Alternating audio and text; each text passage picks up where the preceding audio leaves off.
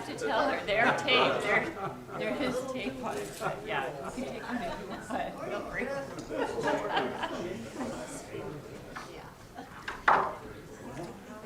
Okay, guys, let's get rolling in Mark chapter 3. Mark chapter 3 for, I guess this would be the third lesson in Mark's Gospel as we continue kind of the start of this study in the Gospel of Mark today.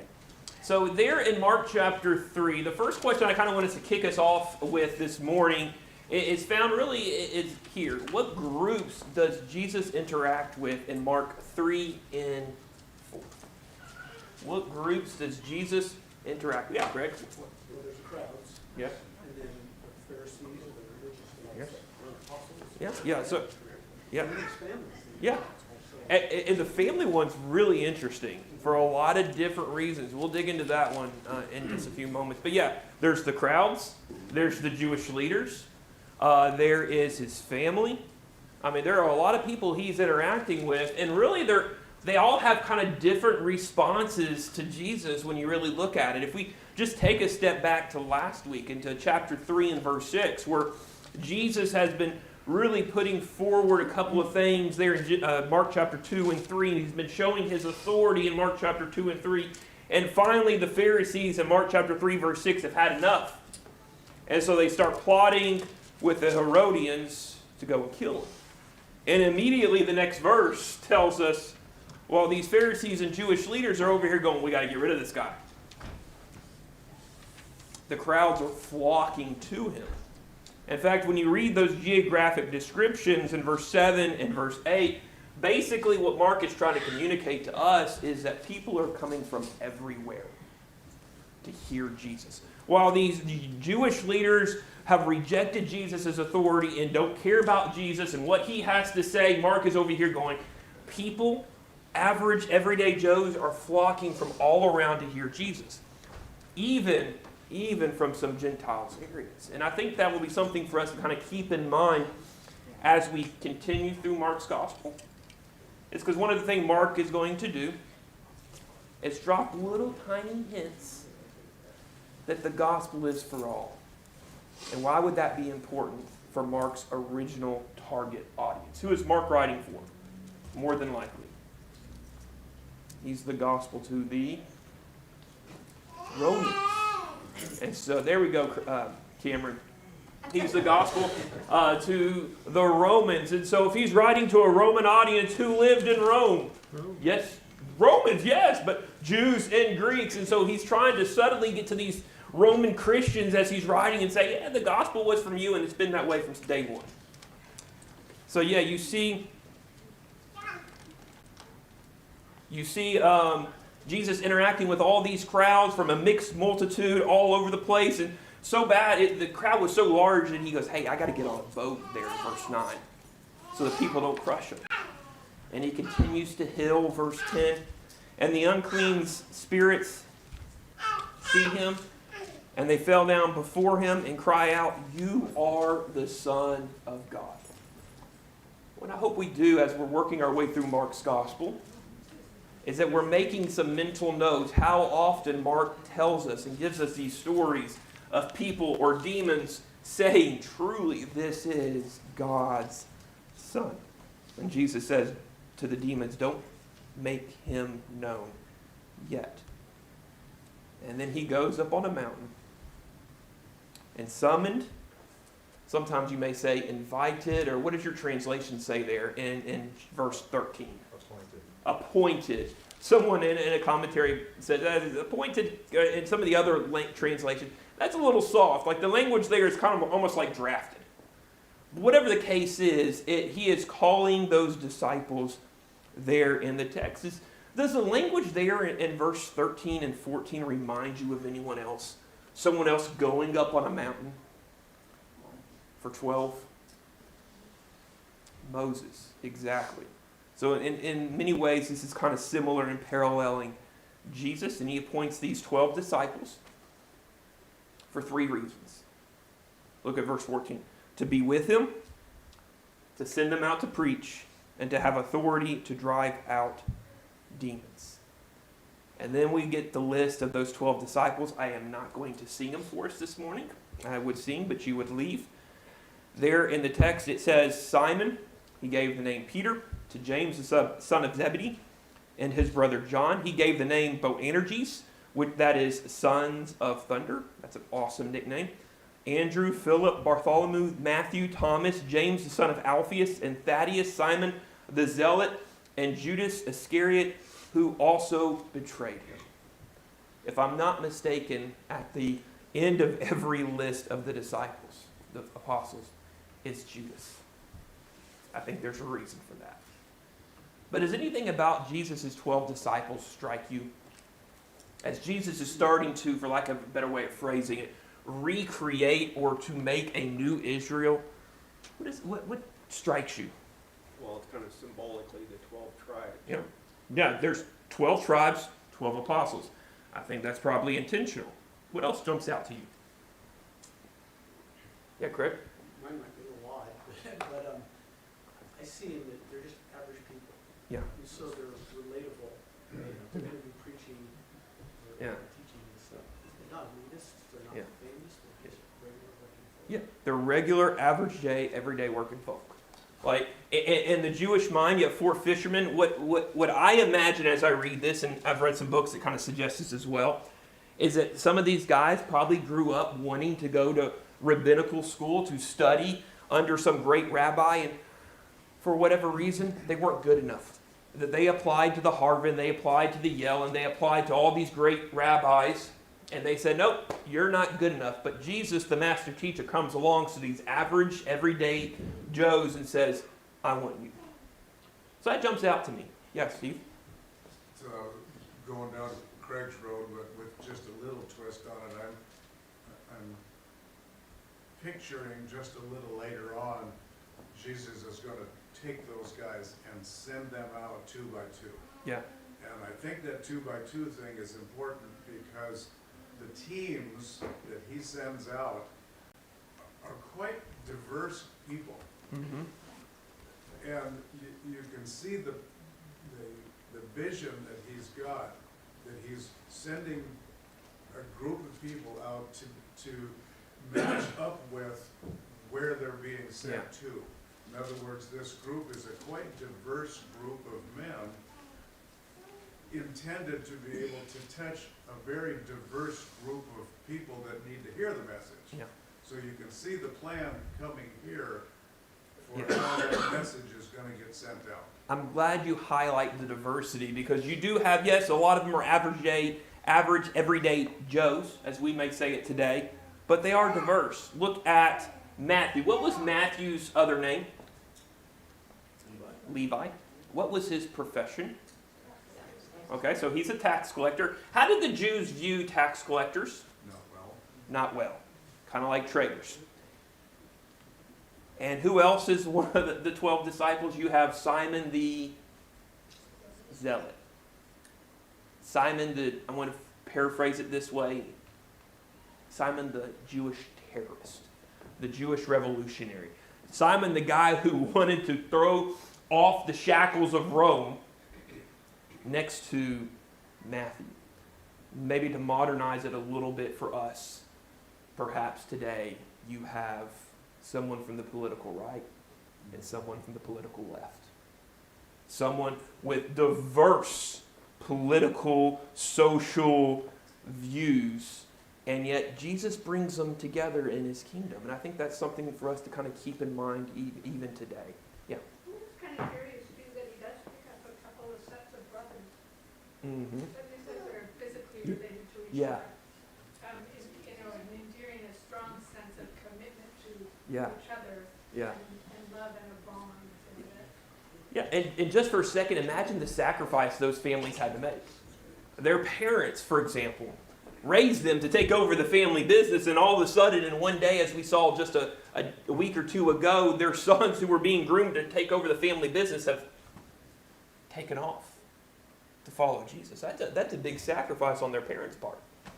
It's a big sacrifice on their part. Is anything else about that? Yeah, Rick? Well, it's a little bit of an aside, but, you know, the number 12, kind of getting into Yeah. numerology, because 12 is used also also, you know, 12 tribes, in addition of the holy city, the wall with the 12 foundation stones with the apostle's name on it. Mhm.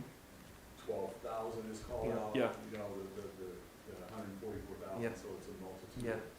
The 12, so it's a very, kind of an intentional thing there, Yeah. for that 12 number. Yeah. And that's the thing, like when you're reading the Bible, and Jim, I think, pointed out a moment ago, when you're reading out the number 12, and you're reading all these numbers 3, 7, and 12, like, think about what it's there for and the connections it may have to other stories and other accounts there in the Scripture. Yeah, Chris? So two things on, so first of all, you have, in verse 12, so you have this interaction with the demons, right? You have this thing, and he orders them not to speak. And then he goes out, and the next thing he follows on with is verse 14, which you mentioned, but two things on that. One is that if anybody in the world didn't need people around him, it was probably Jesus. Yeah. And yet, what does he do? The human side of Jesus needed people around him. It is in a sense a capture of a local congregation operation, Yeah. for lack of a better way of describing it. And the second thing is, he says, I think we read these as 3 sometimes, but it's almost like it's a 2. Send them to preach, and the main thing they're going to be doing is casting out demons. Yeah. So the amount of demon possession that was taking place in the area at that time was probably way more extensive than we can Yeah. even imagine, because that's not the purpose of the scriptures, Yeah. to kind of tell us the enormity of the issue. Yeah. But it seems from this, at least it leads me to say that was probably a significant thing, especially given that it's on the heels of having him just dealt with them. Yeah. Well, let's dig into that, because he just dealt with them there in verse 10, 11, and 12. Didn't we see Jesus cast out some demons last week? Like, especially in the first half of the Gospel of Mark, it's going to be hard for us not to go through a lesson where he's not casting out demons. And so Chris brings up a great point that demon possession was probably more extensive maybe than we originally thought as we began this study. Yeah. Jim, I see your hand up. Well, to go along with Chris, I mean, yeah, he needed people, but, you know, when you read Luke's account of this, he prayed all night before Mhm. he chose the 12. So, I mean, the necessity of prayer. So I'm going to ask you to do something. Everybody here, you prayed. I want you to kind of pencil that in your mind, because in like 9 months we're going to come back and look at the prayer life of Jesus in a sermon series, because that is so important. We're actually going to look at Luke's gospel, because one of the things you see in Luke's gospel more than any other gospel, in my opinion, is Jesus' prayer life. So much so that the disciples at one point go to Jesus and say, well, Jesus, we've seen your prayer life.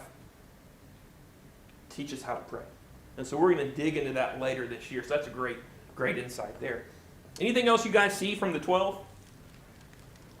Well, the page turns in my Bible to verse 20, and Jesus entered a house, and the crowd gathered again, so that they were not even able to eat. We begin today there in verse 7 with crowds coming from everywhere to hear Jesus and to see him work these miracles. We begin there in verse 20 once again. A crowd has gathered, and his family heard this, and they set out to restrain him, because they said he was out of his mind. So before we go any further, how do Jesus' family, the religious leaders, and the crowds respond to Jesus there in verse 20? Starting 20 to verse 20. Yeah, Todd. Not an answer to your question. It's a different question. So in chapter 2, Jesus is at home Mm-hmm. in Capernaum, right? Yeah, I think that's where his base. Yeah.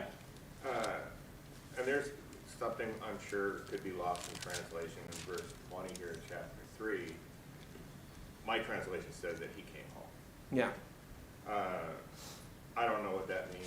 Could be anyhow. So I'm Yeah. assuming he's probably back in Capernaum. It's possible. Mine just says generically in a home, so I'm not familiar with the Greek. If it's his home, I'm not familiar with what's going on there. But yeah, go on with your question. So Jesus is originally from Nazareth. Yeah. and he apparently has moved to Capernaum. But here and I, this is, I guess, getting off into the weeds a little bit here, but this is people that he has known for quite a while, family, friends. I don't know if it's family, but it's at least friends. And Nazareth and Capernaum aren't that close. So it seems like he's kind of, if we're at Capernaum, he's established. He's got friends. Mm-hmm. If we're in Capernaum, this is also where he has healed a paralytic that they dropped through his own roof. Yeah. So if this is the same house, same place where they did that, and all of a sudden, and I don't know the time period, it's probably no more than a year later. Bang, now he's a nutburger and we gotta do something about him. Yeah. I mean, never mind the fact that he heals people and Yeah. he casts demons out. So I don't know, maybe I should understand it, but I don't. Well, how it turns so fast against him. And that's a great question, Todd. And that's where you see so often in the Gospels moments of clarity, followed by moments of, how do you miss this? So often the disciples, you'll have Peter, you are the Christ, the Son of the living God, and right after he says that, like the next story is Peter messing up.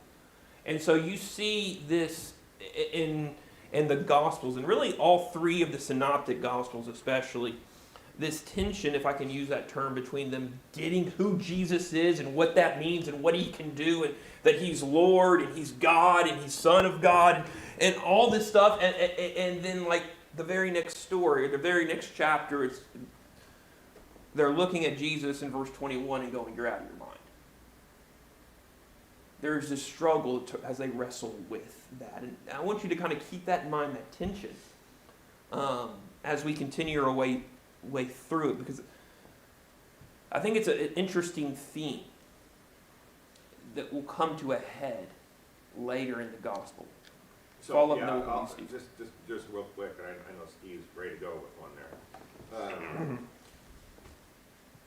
And this is kind of off topic a little bit, but verse 11 and 12, we have unclean spirits, demons, however you want to classify that, that recognize Jesus as deity. And Jesus interacts with them and my version says he warns them. And it seems to me, and maybe I have this wrong, that even these unclean spirits have a job to do that fits in with the plan of God. And they are still being commanded, without reference to influence to Satan, we'll find out that that's who they are from, are still subject to God's authority and power. And if God or Jesus command them to do something, they will do it. Yeah. And I guess my question, and maybe it has no answer in this life, but how is a rebellious spirit still being commanded by righteousness? That is a phenomenal question. My very quick answer to that is, I think that demonstrates, as we saw 2 weeks ago, because Daryl taught last week, the authority of God. That God's authority extends even to people who do not acknowledge his rightful authority over them. That they at some point submit to him. You see that throughout Scripture, the divine counsel in Job. You see it in the Gospels with the demons submitting. James talks about the demons believe and tremble. And I guess my point is, in spite of the fact that how rebellious they are, how evil these spirits are, these demons are, Mhm. they are still respectful to God, to Jesus. And that simple respect and belief counts as nothing for where they will end up. Yeah. I have a thought that's kind of entering my mind, but I saw Chris raise his hand. Okay, let's go to Steve, and then I'll maybe come back and answer this. Steve, what's going on in your mind? So, to my way of thinking, Todd touched on what we're looking at. We're looking at subplots. We're looking at symptoms. It seems to me as we're going through here. The larger issue that's going on started the moment Jesus was baptized. The very next step is he and Satan are in the middle of a war. Yeah. The war is on now. We're reading segments of a war that's happening here, and the war finishes with Jesus' last moment on the cross. It is finished. We're watching this war play out right now, it seems to me. There is a war happening. This is a moment of it. Jesus picking his warriors is a part of it. Satan is actively turning the people just like that against him because it's a part of a larger conflict that's happening, that's playing out. Who's going to win? Is God going to win, or is Satan going to win? I think that's what's happening here, and so it should not come as a surprise that we see people who have witnessed everything Jesus has been doing turning against him, because Satan is actively, desperately, may I say, trying to stop this any way he can. I love that image. I love that image you put in our mind, especially as with the demons. I'm going to use a military term for a second. Surrendering to Jesus in these moments where Jesus says, "Okay, I'm casting you out." They surrender, but it doesn't change their eternal destination. And I love how you bring it back to the cross. That this battle is waging in the Gospels, and these demons are surrendering to Jesus. You get to the cross, and Jesus cries out, "It is finished." And you have to think just for a second in the context of this battle, this war image that's in our mind, that the devil is doing some dancing. That he has won. That he has defeated Jesus until Sunday morning and that stone starts to roll away. And something changes. And that moment where he thought he was dancing, suddenly he realizes he actually lost the war. He fell for the trap. Rick, I see your hand. Well, to kind of, building on the comments of Todd and Steve,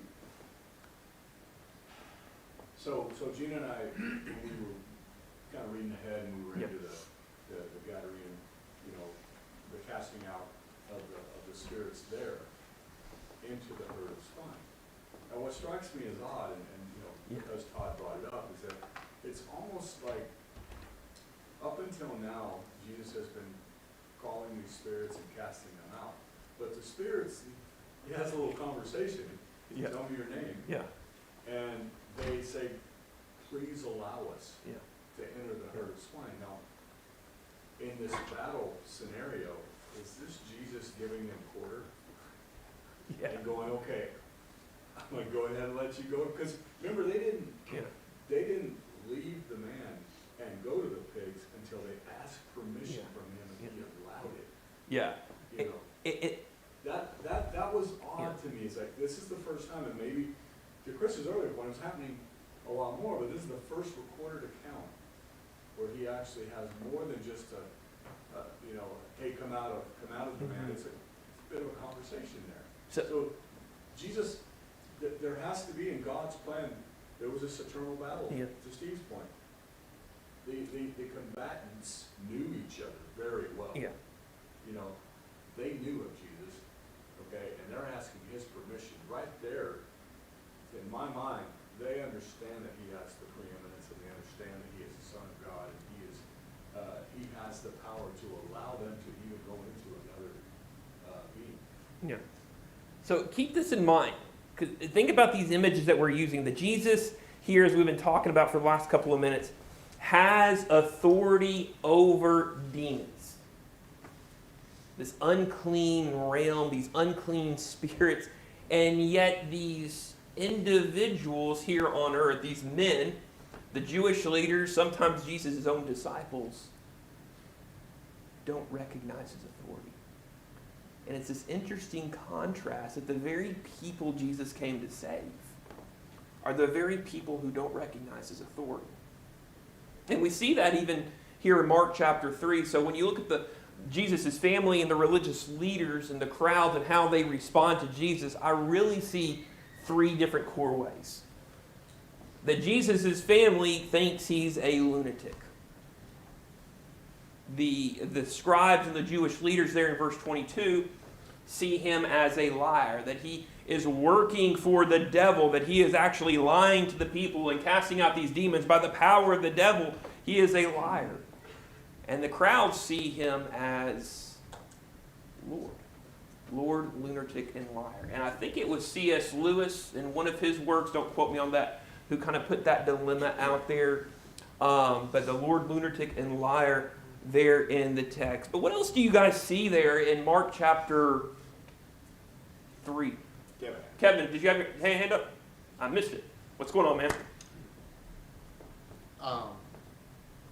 Never mind. Keep going. False start. No. Kevin, if I miss it, don't be afraid to say Austin. But yeah, so what else do you guys see there in this discussion there in Mark chapter 3, verses 20 through 30, as you compare how everybody is reacting to Jesus, especially down, my Bible has a heading over verse 31 through 35, true relationships, as he kind of redefines what it means to be part of the family of God. His parents have come back in verse 31, and they're standing outside, or his mother at least, and his brothers, and they sent word, and they look, your mom's outside. And what does Jesus do? Hey, Mom, come on inside. Let me give you the best seat, right? Who are my mothers and my brothers? Here are my mothers and my brothers. People who do my will. Think about that culture in that context. Where your biological family, the people you grew up with and you lived with, the people who shared your own flesh and blood were the most important relationships. You did not up and move across the country in the ancient world. You stayed close to home because that was where family was. And Jesus says, my biological family isn't important. It's those who do my will. It's my spiritual family. That was radical in the ancient world. Yeah, Kevin. Recalling what I was trying to think about. This ties into what you're talking about and ties into the previous discussion. Yeah. In Isaiah talks about talks a lot about God's sovereignty, and says that every knee will bow to him. And then it's quoted in Romans, talking about the judgment. As I live, says the Lord, every knee shall bow to me and every tongue shall confess to God. So then each of us will give an account of himself before God. And I think Philippians also has something similar. So as far as the unclean spirits go, I think there's a side of it that they are fully spiritual beings. And so when they come into the presence, or when Jesus comes into their presence, there's no physical obfuscation about what's going on. Like, they are fully presented with and fully know what they are in the presence of. And so I wonder if there's, like, the fact that they know who he is doesn't mean they're compelled to be faithful to him. Like, but I do think that there's a sense of which, like, God's sovereignty is so, like, we cannot fathom how his power and sovereignty, I guess. And I think at the end, when we come into his presence, everyone, whether you confessed him in life or not, is going to fall before him, because now you know who he is. Yeah. And the unclean spirits are already kind of get a taste of that. That doesn't mean they join his side, but they don't have any other choice. Once you're exposed to Christ, they have no other choice but to be like this is the Son of God. In contrast, though, right after that, then he goes up on the mountain and he says, he calls those he desired, and they came. Mhm. And so there's the difference now, like now you have these fleshly people, and he calls to them, but not everybody comes when he calls, but the disciples came. And then as you follow that train of thought, like crowds are coming, like he is acting in the capacity of the Son of God, and people are flocking to him. But that's contrasted with the unclean spirits who know exactly who he is, but they don't come to him.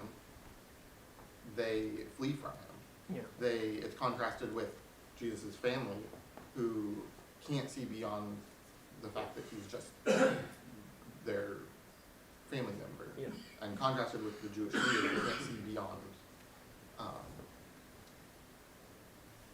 that he's threatening their authority. Yeah. Yeah, you bring up a lot of good points there, and especially bringing in that every knee will bow, and the demons are doing it now, even though if their eternal destination hasn't changed. We're all going to do that. I mean, Paul makes that point. The New Testament continually makes that point for us. And I think, as Kevin's pointed out, rightfully so, that's hard for us to imagine. That there's going to come a day that Donald Trump and Joe Biden and Barack Obama and George W. Bush and Bill Clinton and Bush 1 and Reagan and all the world leaders, Nebuchadnezzar and Nero and Julius Caesar and like every person who has ever lived is going to stand before God, and they're going to give an account for everything they've done. The most powerful leaders who have ever lived, who have commanded armies, who with the touch of a button could destroy the world in nuclear war,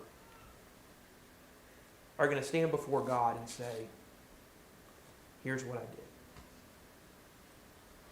did. That's something we need to keep in our mind as the people of God today, responding to and how we respond to God's word in our life. Yes, Steve? This is like old Doe, of course, but it is interesting in Mark 3 that all three members of the Godhood are actively recognized right here. Mm-hmm. I think that's interesting that we just see how much all of this is a planned event Yeah. from day one of the Godhood. Yes. And to Steve's point, I want to bring out this, I'm going to kind of geek out and kind of go a little deeper here just for a second on the spur of a moment. There's one thing that will circulate in among scholars, and you may see it on Nat Geo or History Channel if you ever turn on anything related to Jesus or the New Testament, and they may say something like, well, this whole idea of a Trinity is a later invention. But as Steve has pointed out, you see all three characters, all three parts of the Godhood, if I can use that phraseology, present here. Verse 29, Holy Spirit, God. Verse 35, Jesus. All three are present. That is not some later invention. It is very present in Mark's gospel, which most believe to be the earliest gospel to be written. And so there's this definition or redefining of who really is a part of Jesus' family. It's not necessarily just physical flesh and blood, but spiritual. And just this is also just really interesting that Jesus' own family doesn't believe. But who's some of the people who play a big part of the early church? His brothers. His family. What does that tell you about the resurrection? If people who denied who Jesus was, who didn't believe, who weren't expecting him to be raised from the dead, all of a sudden become pinnacles in the church and proclaimers of that message, what does that tell you about the reliability of the resurrection? It happened. It's evidence to support the reliability and the reality of the resurrection. And then there in Mark chapter 4, he tells this parable of a sower there in Mark chapter 4. It's a parable we've probably looked at before. And so as we turn our attention to that parable, what different responses to do you observe, and what seems to affect whether growth happens? What different responses do you see there in the parable there in Mark chapter 4? How many responses are there? 4. Okay. So how do those responses, those 4 responses, differ? Look at the first one. The first one there in verse 4.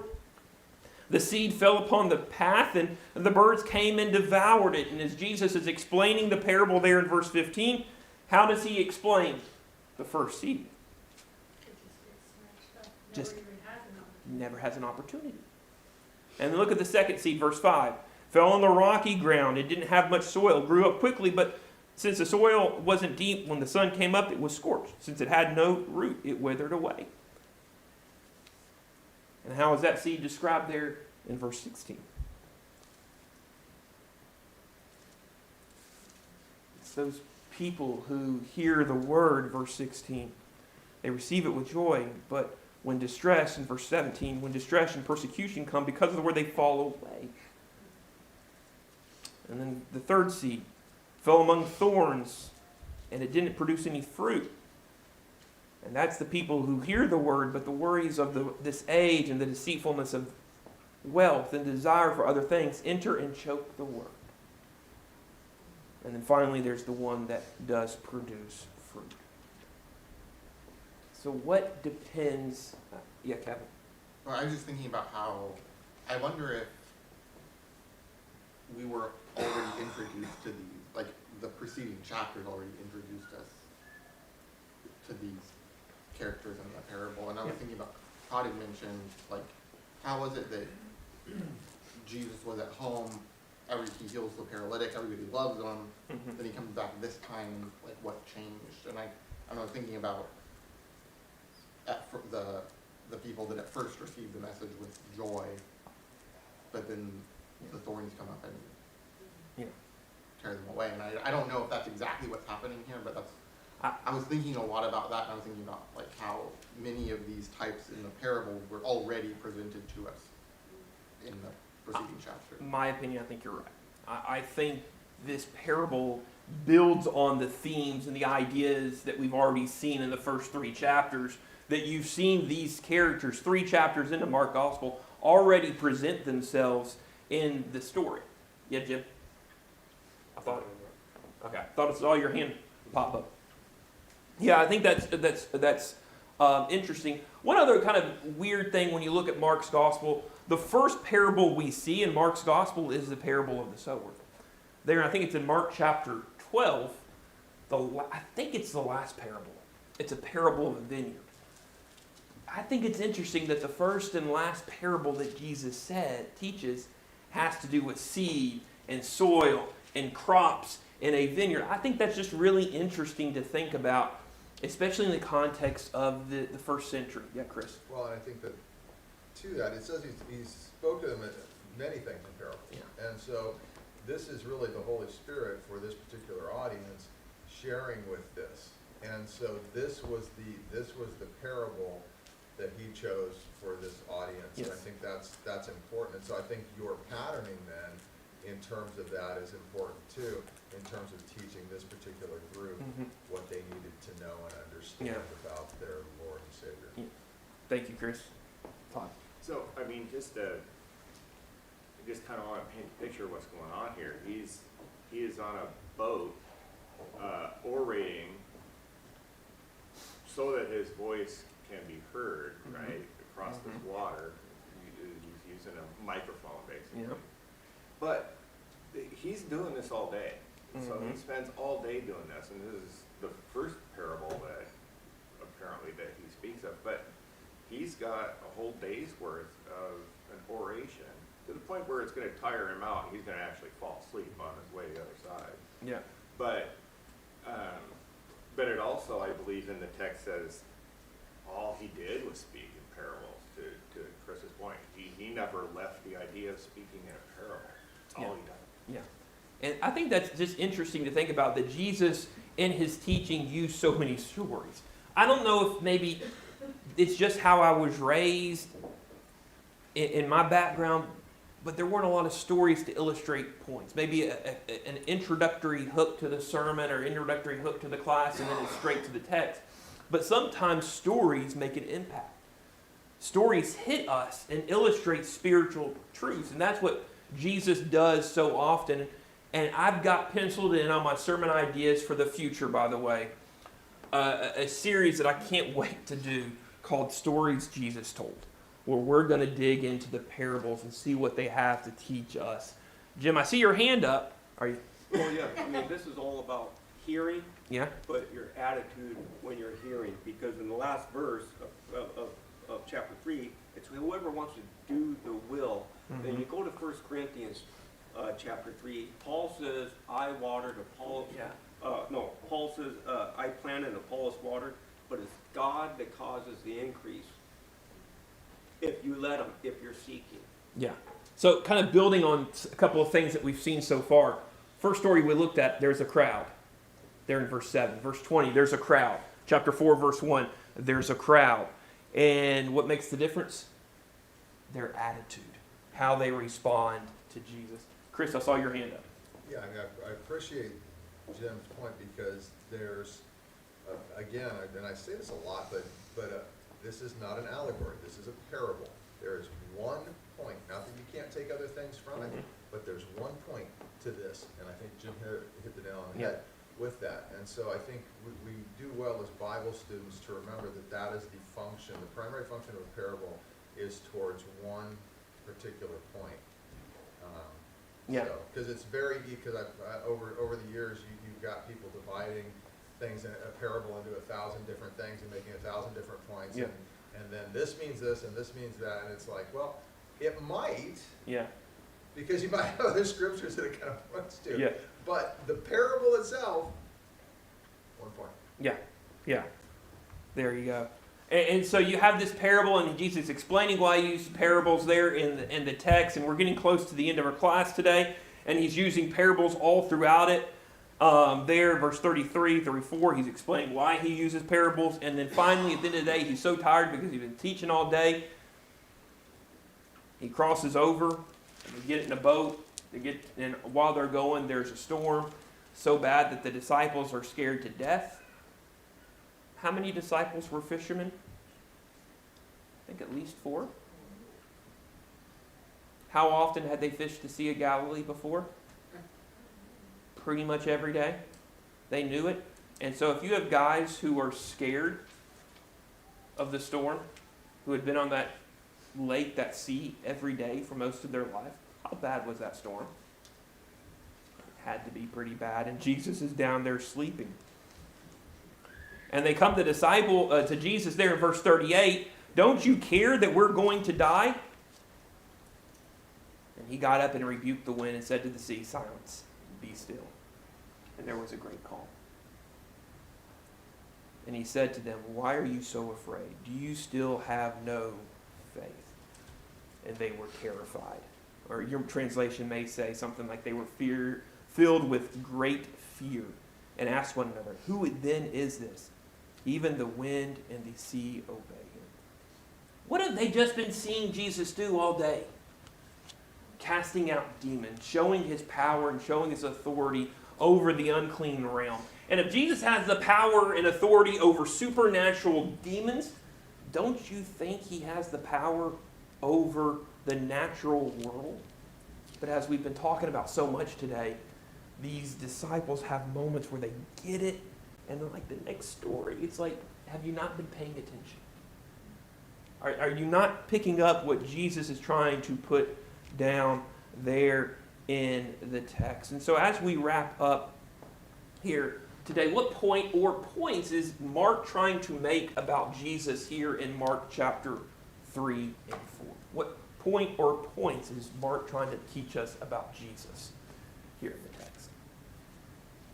You guys have brought up several great points today. What are your big takeaways? What are your big takeaways about what Mark is trying to teach us about Jesus here? Yeah. Just probably not even on the right point, but he is remarkably patient with these people who are traveling with him, that he is teaching, that he, I mean, there's so many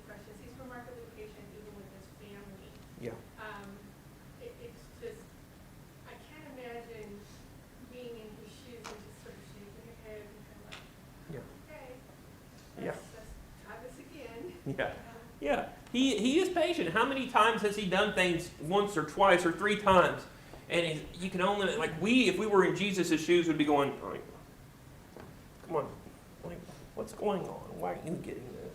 Like if you've ever taught a Bible class or you're a teacher at school and you've taught this subject over and over in this class over and over and they're still not getting how to do simple math and you're like, what are you not getting? Why is this so hard? It's just 2 plus 2. But Jesus is really patient. I think what he's really telling us is, look, he's the Son of God. Yeah. How could he be anybody else? Yeah. And I think that's really the driving point. I came across something last night as I was reading, I think, just sitting on the couch because I'm a little weird and that's what I do. Came across something that in the structure of Mark's gospel, that Mark's gospel is divided into 3 acts, and each act has a very similar overall basic structure, including each one having a confession by somebody, not just a demon, but somebody, that he is the Son of God. You know, you see it there at the baptism, you see it later in the 2nd act, you see it in the 3rd act at the soldier, at the cross, that Jesus is the Son of God, that's what Mark is trying to teach us, that he is the Son of God with authority and power over the natural world, but also the supernatural world. Any other things you see here in Mark 3? Desiree, and then Scott. I'm just going to summarize it in, I think it's trusting him and obeying him. I mean, the nature and demons obey. Yeah. That isn't, and that's how he responds. It's like, why don't you trust me? Why don't you have faith here? Scott, what else do you see? I would say that I get that he's here to teach. Yeah. That either through parables is obviously a great teaching Yeah. style, but also through his miracles that he's performing. Yeah. He's teaching them. Yeah. So those miracles have a point. They're not like some show off. Look what I can do and you can't do. Those miracles have a teaching point. We are past time. It is almost 10:20, so we will wrap it up there. We will continue with our study of Mark next week, so look forward to questions coming out probably Thursday or so. I'll try to get them to you then. But on that note, class dismissed.